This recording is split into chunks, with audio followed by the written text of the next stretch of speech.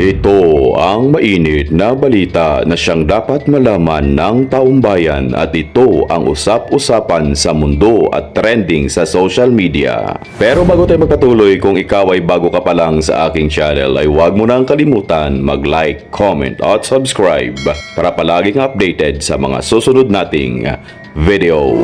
Nasaan ang presidente? Buhay pa ba o baka busy lang? Yan ang usap-usapan ngayon ng mga netizen kung saan na nga ba ang presidente.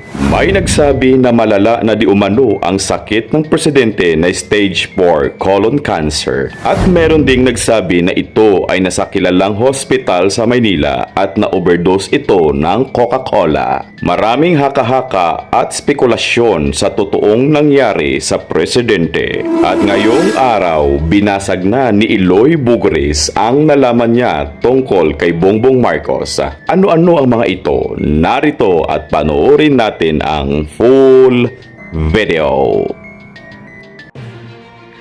So meron tayong nakita ngayon na video. Kayo naman radyo, super radyo, DZBB. Bago kayo magsinungaling, siguraduhin nyo ang mga karakter sa mga sinungaling nyo buhay. Magawa lagi lang kayo sa mga charitos ulis na video, andyan pa si Enrile. Nagawa-gawa sila sang kwento starting yesterday na pagkabanaw sang Ginoo nga kuno nag-celebrate with family si Bangag. Nga kunyari siya ay healthiness pero hindi naman yung totoo kasi throwback picture yon. So doon pa lang mas mabuti pa nga yan nga wala na lang bala salita, quiet lang. Mag-post-post pa kayo sa mga kasinungalingan tapos nabibisto.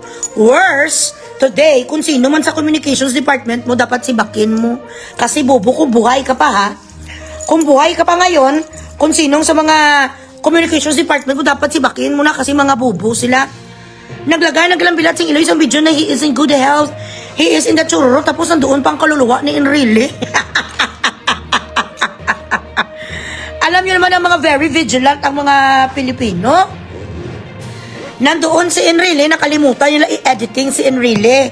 At kahit pa hindi nyo editing, alam naman sang lahat bilatsing Eloy na kung ano ang ginalagay nyo nga mga video na the videos that you are putting out is actually an old one.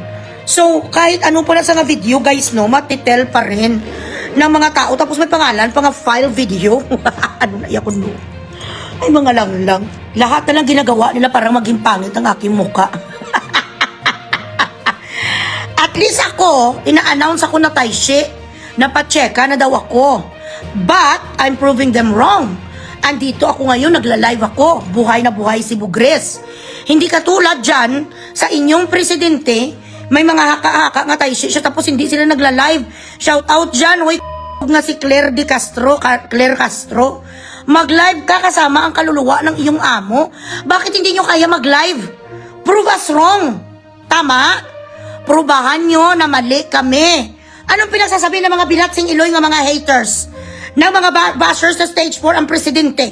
Anong pinagsasabi nyo na siya ay nasa ospital? Andito siya, buhay na buhay. Bakit hindi magawa yun? Ako, kapag may nagpo-post sa akin tapos pinapapangit ako, wala duro istorya. Ma-live si Bugres. Hindi ko narinig na nagsabi si Claire na fake news ako mismo. I didn't hear it, so I won't believe. Kapag narinig ko nga nagsabi niya si Bugris ay fake news, sasagutin ko siya. Pero isa lang ang alam ko, Claire Castro, ikaw ay isang duwag, ikaw ay isang sinungaling, at lalong-lalo na, ikaw ay isang tanga. Kang abogado, nag-graduate kang bilatsing Eloy mo ka online, hindi ka nga marunong mag-construct sentences. In fact, every time you are out there talking to the public and trying to address the press, you do not even have the eloquency. You're not even articulate. You do not impress anybody. The only thing that we see from you is that you are a joke. Ganun lang yung kasimple. Hindi ko narinig ang estupidang undersecretary ng bilatsing Eloy ng man na nagsalita, hindi ko narinig na salita sa ngapiki si Bugres. Pero kung marinig ko mismo sa bibig niya, they're denying, they're rejecting the fact that I am lambasting them. Kaya hindi nagasagot niya ang mga because they know the moment they're going to engage or to retaliate sa kay Bugres, bilatsing Eloy, tanan nga buragwe, tanan nga mga nga mga ulod-ulod kag mga pitik-pitik sa kanila ay lahat ng mga buwa sa anak nila labas.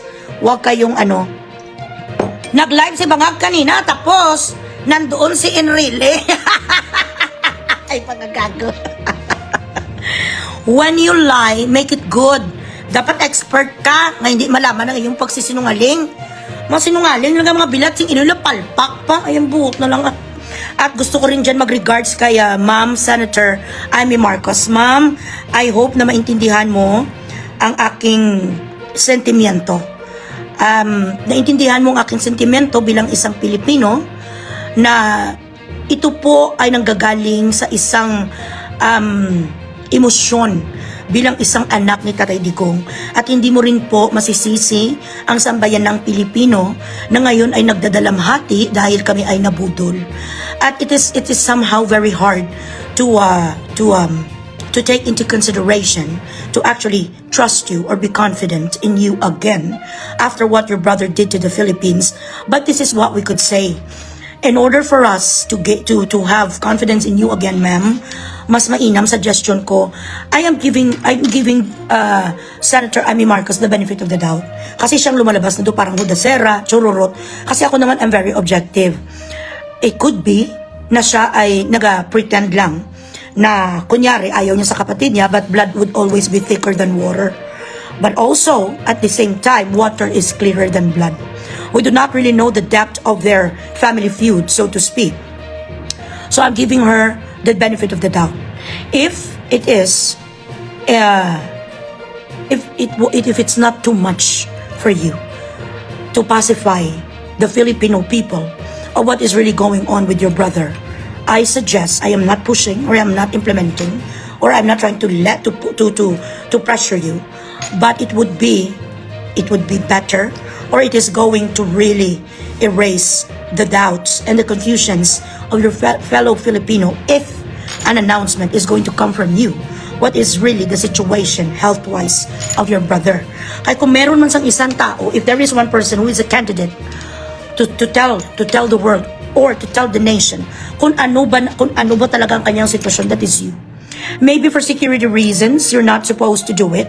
It might cause a topsy-turvy nation, but it is also going to delete the notion of the Filipino that you betrayed us. Ako naman, bilang isang ina at bilang isang influencer, sometimes it is very hard for us na, it's hard for us to explain our side to the people.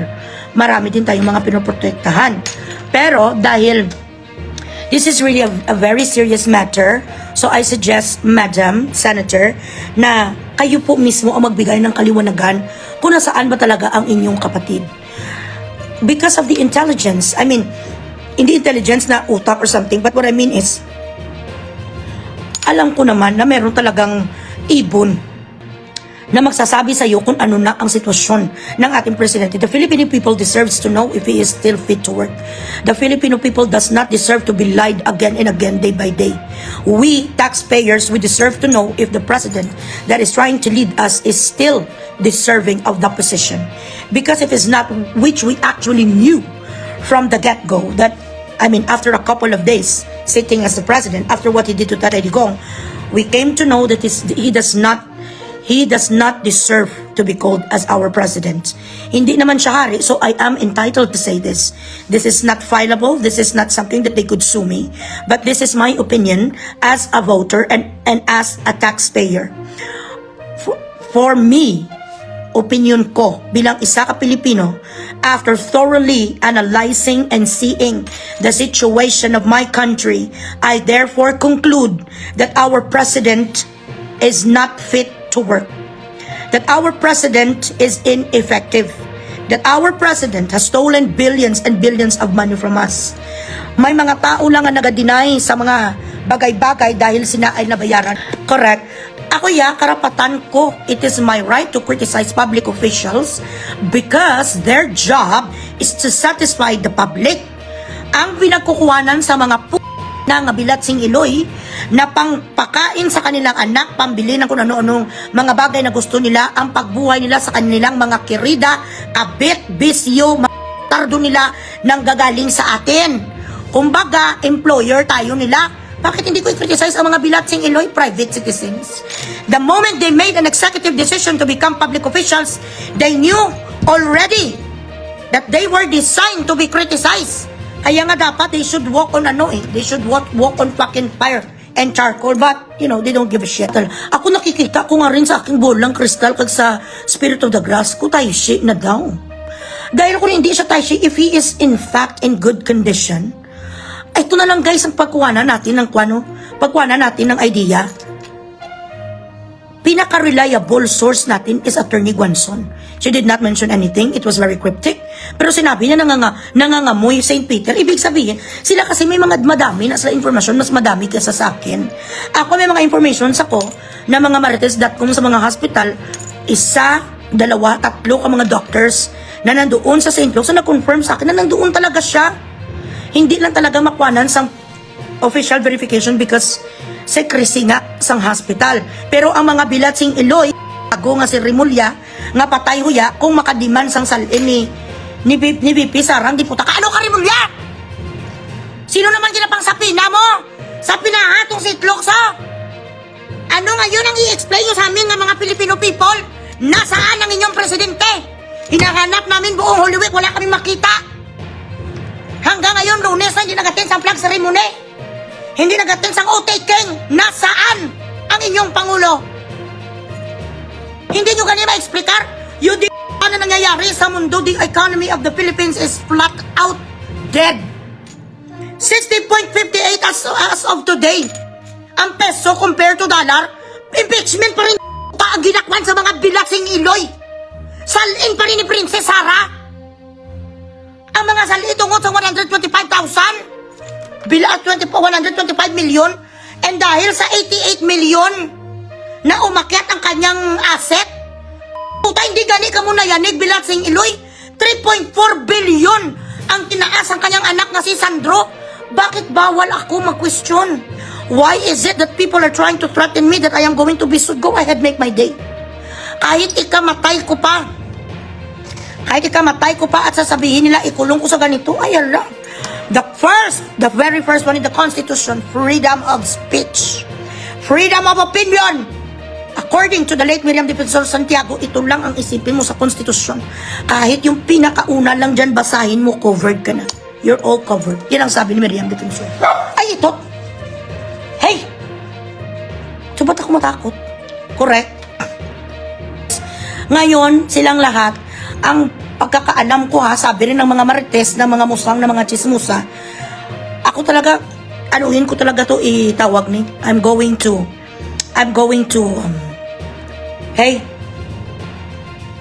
say it out loud, na mga marites, ng mga chismusa, because this is who we are.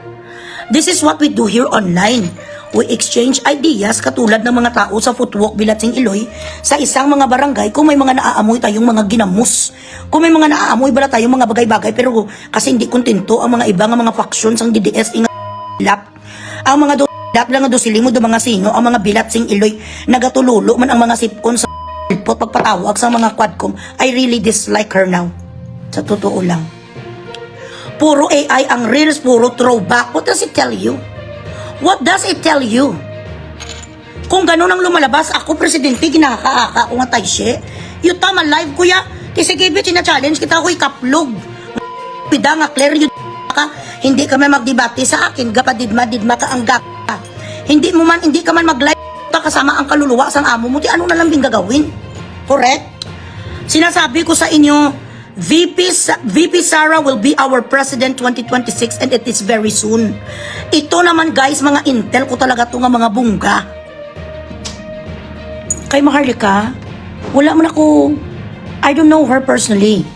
Ang alam ko, she is a devout supporter of the Duterte, putting her life at risk, putting whatever she has at risk, and I think she doesn't also sleep supporting the Duterte. Unless there is really something serious. Kasi yan nakaaka lang yan na baka magbalimbing siya. Hindi siya balimbing. She's frustrated na ganito ang ginawa sa atin ni Marcos. I do not think that she's fake or I do not see any signs na siya ay maging balimbing. It is not easy, guys, to be sitting in front of the camera, influencing people of our thoughts and the way we think. It's not easy. It's so tiring. In fact, it's taking the toll on me.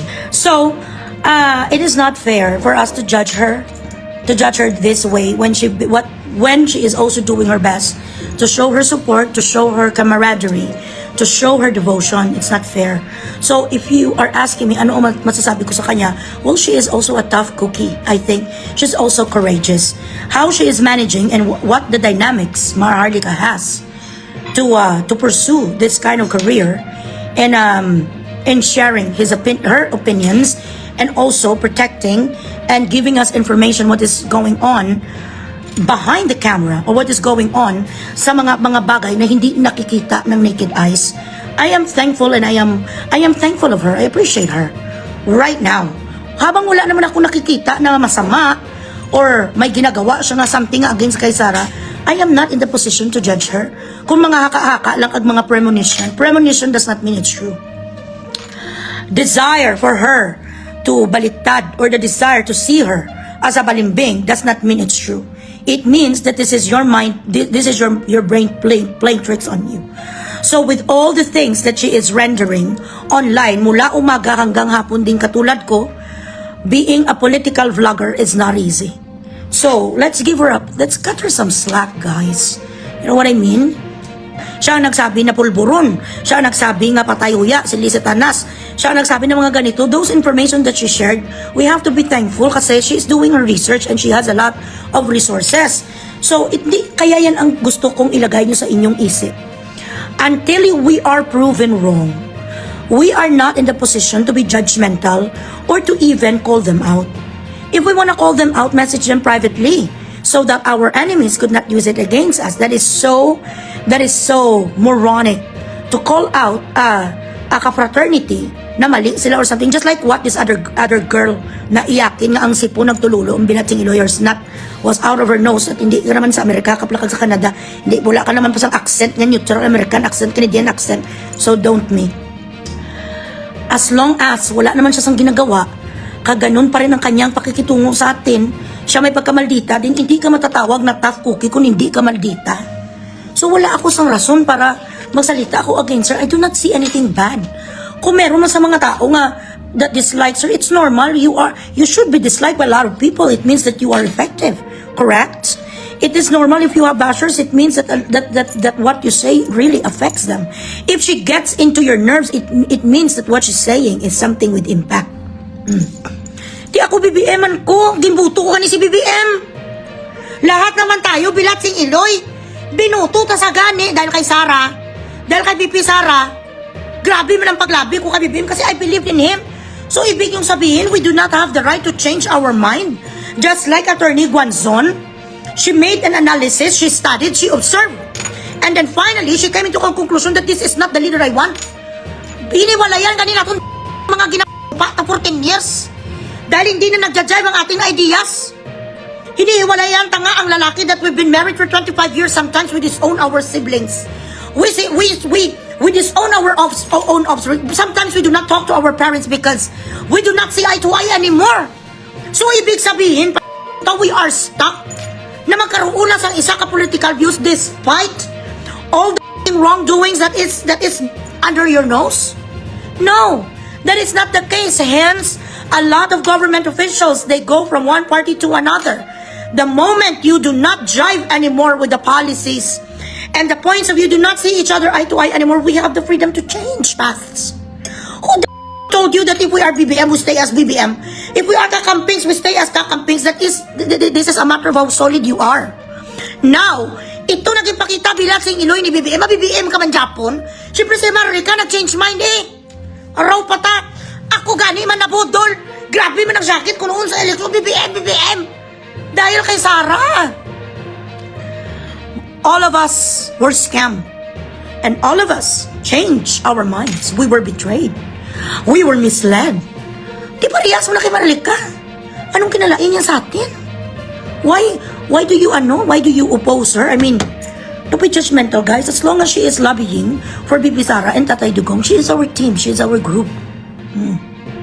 Maraming salamat sa inyong walang sawang panunood. Kung meron kayong komento at suggestion, mag-comment lang kayo sa comment section. At para sa mas marami pang video na katulad nito, huwag kalimutan mag-subscribe sa channel na ito. As always, maraming salamat sa inyong walang sawang suporta. And goodbye.